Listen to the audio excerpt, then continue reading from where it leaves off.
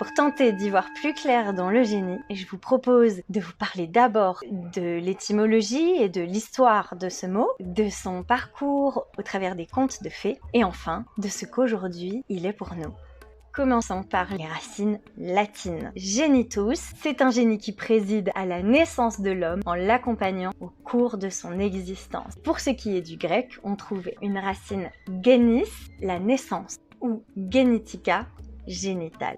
La littérature des contes de fées a très bien saisi ce surhumain qui intègre l'humain et qui lui fait réaliser des œuvres géniales. Le plus fameux de tous les contes, c'est Aladdin ou la lampe merveilleuse. C'est un conte du recueil des Mille et une nuits. C'est un nom arabe qui se compose de Al et de Adin. Al nous parle du divin, Adin de la croyance sacrée. Dans ce conte, il est question d'un orphelin qui trouve une lampe et lorsqu'il frotte cette lampe, un génie sort et il est à son service.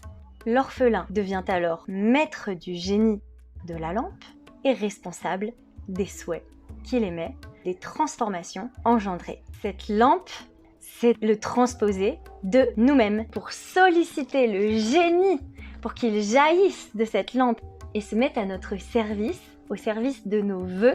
Il faut la frotter. Frotter ce cuivre, c'est activer la matière, c'est réchauffer les particules par le biais du frottement et activer la matière, dépoussiérer, restaurer, faire ressortir l'occulté, faire ressortir les mystères sacrés du corps de cette lampe, de notre corps. On peut voir ce conte d'Aladin et la lampe merveilleuse comme un mode d'emploi de révélation du génie intérieur. Une vision théorique qui pourra peut-être vous aider associerait l'orphelin à l'action, celui qui va, qui trouve la lampe, qui la prend et qui la frotte. Cette lampe, c'est le mental, un support structuré, et le génie qui sort de l'alliage du corps et de l'intellect, c'est le cœur, l'amour infini. Dans ce fameux conte, c'est un orphelin qui réveille le génie de cette lampe merveilleuse, un être dans cet abandon de tout intérêt.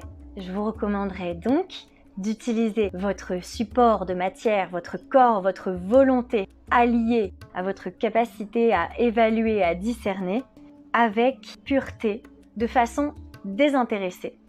Dans une démarche différente, vous pouvez aussi appeler le génie. Le génie en soi, même le génie d'une certaine couleur, qui est une fréquence énergétique, le génie d'un parfum, le génie des sens. Vous pouvez donc appeler le génie qui vous parle le plus et lui faire vos demandes. Dans ce cas, le génie est une énergie comme une présence qui est un lien à une source d'information et qui nous aide à l'assimiler dans les espaces que l'on souhaite lorsque l'on en formule le vœu. Je vous confie cette information au service de la vie. Je vous souhaite donc de belles explorations nouvelles dans ces histoires mystiques, féeriques et géniales tout à la fois, pour qu'elles vous servent dans la sagesse et dans la paix et qu'elles soutiennent la vie. On se retrouve dans la prochaine vidéo pour la lettre H.